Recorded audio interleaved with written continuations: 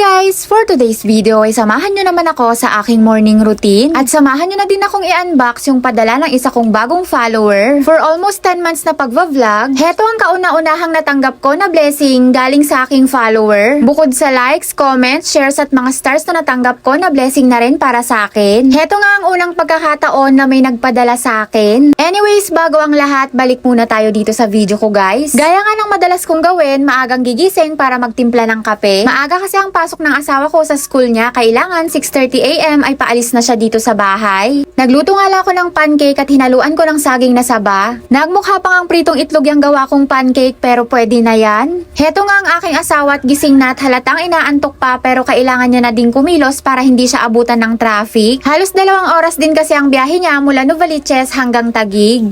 Kaya kailangan bago siya bumiyahe ay merong laman talaga ang tiyan niya. Pag hindi ako nakakapagluto ng almusal niya ay bumibili na lang din ako ng sliced bread or mga tinapay. Bali, pinaka-banding na nga din namin yan sa umaga. Pagkatapos nga niyang gumaya, kay inihahatid ko siya hanggang dyan sa may kalsada. Araw-araw nga ay ganyan ang eksena, hinahatid ko siya hanggang sa may labasan. At babalik lang ako sa bahay pag wala na siya sa paningin ko. Pagdating naman ng tanghali ay si Kuya Cypher naman ang inaasikaso ko. Sa mga oras na nga iyan ay kakaalis niya lang kaya nagliligpit na ako ng mga kalat. Sa totoo lang, pagkatapos niyang gumayak at pagpapasok na siya ay napakadaming naiiwang kalat dito sa bahay. Hindi ko alam kung bakit, parang binagyo. Wala namang pasok si Samira sa araw na yan kaya maalwan akong nakakilos at nakapaglinis. Pag may pasok kasi si Samira, nako, hindi talaga maintindihan ang itsura ng kubo namin. Kahapon pa nga dumating yung pinadala sa akin pero ngayon ko pa lang siya i-unbox. Bago nga ipadala sa akin yan ay may natanggap muna akong message galing sa kanya. At yan ngayon at hindi ko nga alam kung anong mararamdaman ko pagkatapos ko basahin yan. Tapos nagulat na lang ako, bigla na lang niya ako tinawagan. Hindi nga ako makasagot at hindi ko alam kung anong sasabihin ko sa kanya dahil nga napaka-professional niya magsalita. Para siyang DJ sa radyo, parang ganon. Walang eme-eme na sinabihan niya nga ako na gusto niya akong bigyan ng something na green. Napakabilis nga ng pangyayari at naririnig ko na lang yung sarili ko na nagpapasalamat ako sa kanya. At ayan nga si Samira at nananahimik sa kwarto at nanonood at saka nagdedede. Habang nagvo-voice over nga ako dito at pinapanood ko yung sarili ko ay hindi pa rin talaga ako makapaniwala. Kung dati napapanood ko lang to sa mga kakumami vlogger ko at hindi ko nga akalain na mararanasan ko din. Ganito pala ang pakiramdam, hindi mo ma-explain na may mga tao talaga na kahit hindi mo naman kakilala at hindi mo kaano-ano ay magbibigay sa'yo ng blessing. Pagbukas ko nga ng box, ang unang bumungad sa akin ay ang 2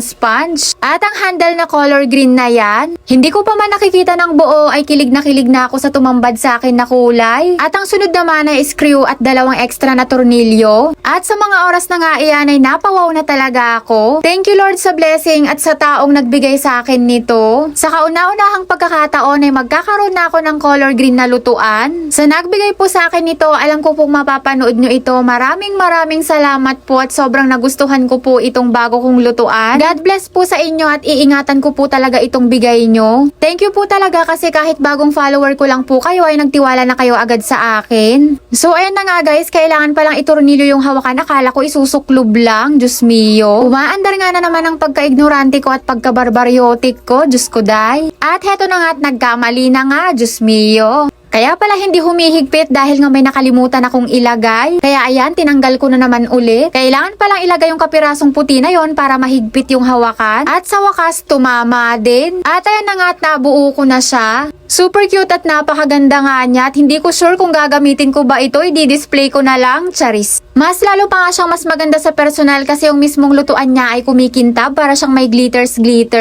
Yun lang muna guys for today's video. Agyamanak! Bye-bye!